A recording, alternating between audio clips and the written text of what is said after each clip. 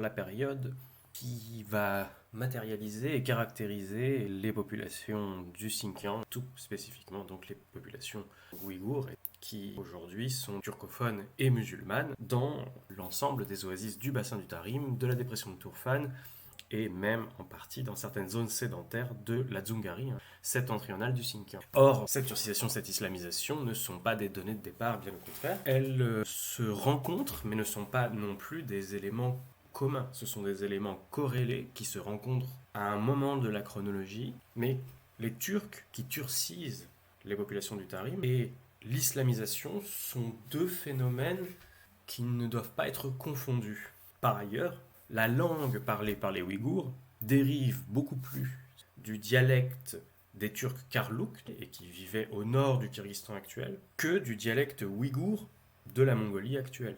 Même si l'identité ethnique qu'ils vont acquérir est celle du Haqqana ouïghour qui culmine au IXe siècle. Il va falloir remettre en perspective ces trois éléments. Identification à l'État ouïghour, turcisation par le dialecte Karlouk, commun avec la turcisation de la Sogdiane, de la Confédération Sogdiane, turcisée par des Karlouks, et finalement l'islamisation. Ces trois éléments se déroulant dans la même chronologie, mais étant à bien distinguer.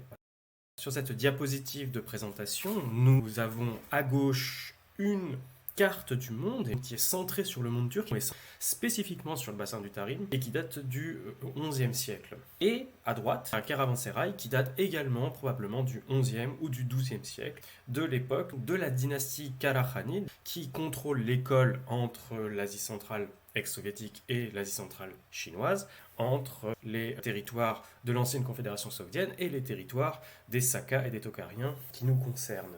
Ce caravansérail est lui-même exactement au col entre l'ex-Union soviétique et la Chine, à quelques kilomètres de la douane moderne. Ces montagnes sont le territoire occupé par les Karlouks avant leur expansion dans les deux grandes plaines agricoles d'oasis de la Confédération soviétique et de la cité-État Sakas et Tokarien.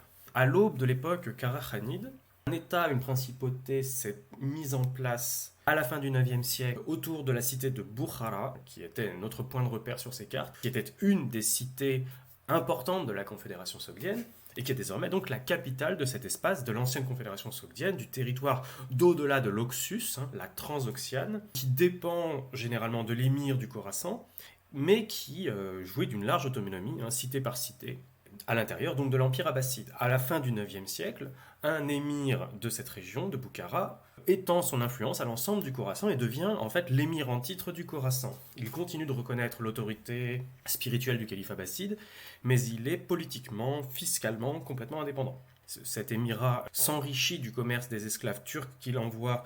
Il recrute des troupes turques, notamment celles qu'il revend, être des esclaves militaires, les roulans, des esclaves militaires en Irak, mais lui-même donc jouit d'une énorme quantité d'esclaves militaires turcs qui doivent bien être distincts des populations turques qui sont organisées selon leur propre système tribal, fédéral, confédéral.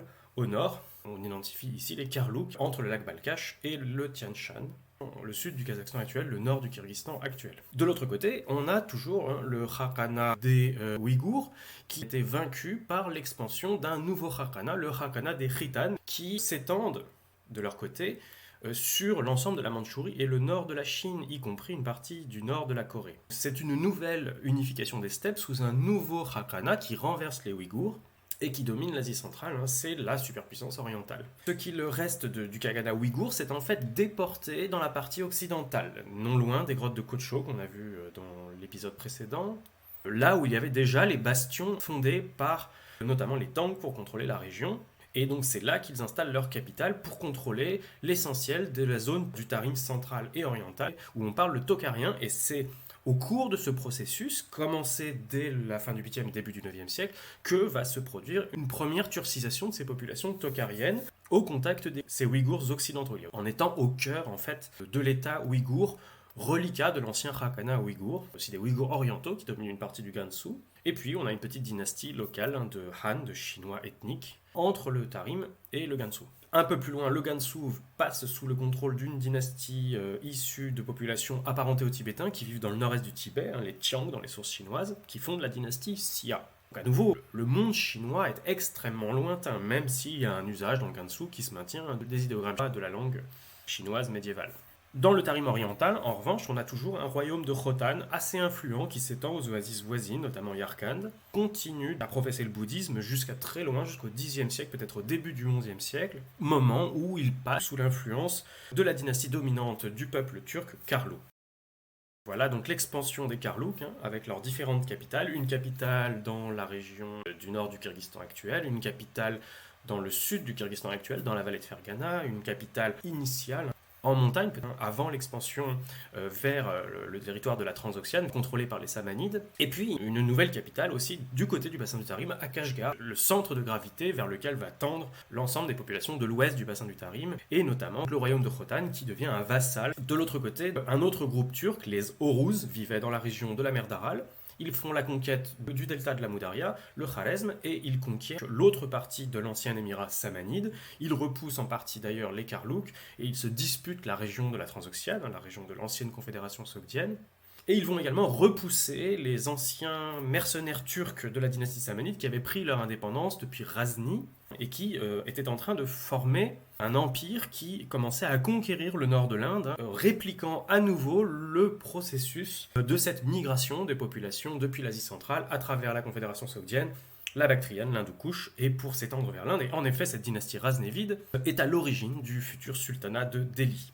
Voilà la dynastie Karakhanide, qui domine donc l'ensemble de l'Ouzbékistan actuel et du Xinjiang occidental actuel. La capitale septentrionale de la confédération Karlouk, de la dynastie Karakhanide, avec ses stèles funéraires anthropomorphes caractéristiques de la civilisation turque à la veille de leur islamisation ou au tout début de leur islamisation. En effet, le monde turc est en train de s'islamiser au contact de l'émirat samanide islamique, et les Karlouks, à mesure qu'ils conquièrent l'Asie centrale sédentaire, s'islamisent, ce qui implique qu'au moment où ils arrivent à Kashgar, il y a un processus d'islamisation qui est en cours au sein de la dynastie Karakhanide et des élites turques Karlouks, de la même manière que les Oruz, en conquérant le Khorasan et l'Iran, puis le Moyen-Orient, s'islamisent à leur tour. Et ce processus donc conduit un certain nombre d'élites locales de l'ouest du bassin du Tarim, des anciens Sakas, en voie de turcisation, eux aussi, à s'islamiser au moment où les Karakhanides professent l'islam officiellement à la fin du Xe siècle. Et donc on a une islamisation qui réunit très rapidement l'ensemble des populations Karlouk de l'émirat Karakhanide, ou du Khana Karakhanide. Et Mahmoud de Kashgar est un personnage très connu parce qu'il est le premier à avoir proposé un dictionnaire général de la langue turque, traduit en arabe, qu'il a conçu quand il était à Bagdad, au cœur civilisationnel du monde, dans l'environnement de l'empire seldjoukide, dominé par des Turcs, et il dresse une carte du monde qui est centrée sur le monde turcophone. On peut identifier des territoires orientaux, la Chine, la Mongolie, qui sont donc au nord-est de son environnement d'origine, lui qui vient de Kashgar, l'espace du Kazakhstan actuel qui est au nord, l'espace de la Russie actuelle qui est au nord, la confédération sogdienne, la Transoxiane, qui est au centre, un peu à l'ouest de son environnement naturel. On peut y identifier l'Iran, on identifie la terre du Hijaz, l'Arabie, on identifie également la côte africaine, le pays des Habasha, le pays des Abyssiniens, le pays des Anges, et puis l'Indus, le Sindh, le Pakistan actuel, et puis l'Inde. Et, me direz-vous, où est le Xinjiang ouïghour ? Le Xinjiang ouïghour est exactement au milieu de cette carte du monde turc. Et donc Kashgar est exactement au milieu, Kashgar se trouve ici. On a ici en fait une représentation de l'ensemble des chaînes de montagnes qui entourent le Xinjiang. Alors les Karakhanides vont continuer à prospérer en Asie centrale, et ils repoussent en partie les Ouïghours occidentaux. Et donc il y a un développement de la civilisation ou de la langue turque karlouk au détriment de la langue ouïghour, les deux langues étant simplement des dialectes du même turc. D'ailleurs Mahmoud de Kashgar exprime bien justement à quel point tous ces dialectes turcs sont apparentés, tout en notant les variantes dialectales. L'événement important qui va se produire et qui va transformer les relations de la dynastie karakhanide avec le reste du monde, c'est l'irruption d'une dynastie qui, elle, ne se convertit pas à l'islam. Donc une population, les Khitans, qui dominaient le nord de la Chine, qui dominaient la Mandchourie et la Mongolie, sont vaincus par un de leurs anciens vassaux, les Jurchen, qui fondent la dynastie Jin, qui domine l'ensemble du nord de la Chine, et sont obligés de fuir à travers l'Asie centrale, un peu comme les Yuezhi, 13 siècles plus tôt, et sont obligés de fuir et d'aller installer leur capitale non loin de l'ancienne Karakhanide, dans le nord du Kyrgyzstan actuel. Et à partir de là, ils vont fonder la dynastie des petits Khitans, les Khitans noirs, les Kara Khitan. Khitan étant l'origine du mot Katay utilisé par Marco Polo pour désigner la Chine en raison de leur domination de la Chine jusqu'au XIIe siècle. C'est aussi le terme qui est toujours en usage en Russie pour désigner les Chinois. Cette dynastie de Khitan apparentée aux Mongols qui vivaient dans la Mandchourie, qui sont sinisés, continue à professer un bouddhisme officiel et domine en fait une population turcophone très largement islamisée à cette époque-là. Et ça, c'est une particularité de cette époque. Par ailleurs, le territoire qu'il contrôle est beaucoup plus étendu que le territoire contrôlé par les Karakhanides. Et ce territoire très étendu va constituer un peu l'unité de référence qui va rester jusqu'au XVIe siècle. Une forme de réunion des territoires d'Asie centrale, en particulier sédentaires, qui sont donc les vassaux des territoires d'Asie centrale à dominante nomade, où se trouvent les capitales des empires. C'est vraiment une structure qu'on va retrouver à l'époque mongole et au-delà. Et ce territoire est globalement séparé par le Tian Shan, entre donc un territoire occidental qui correspond à l'Ouzbékistan actuel et un territoire oriental qui correspond au Xinjiang actuel.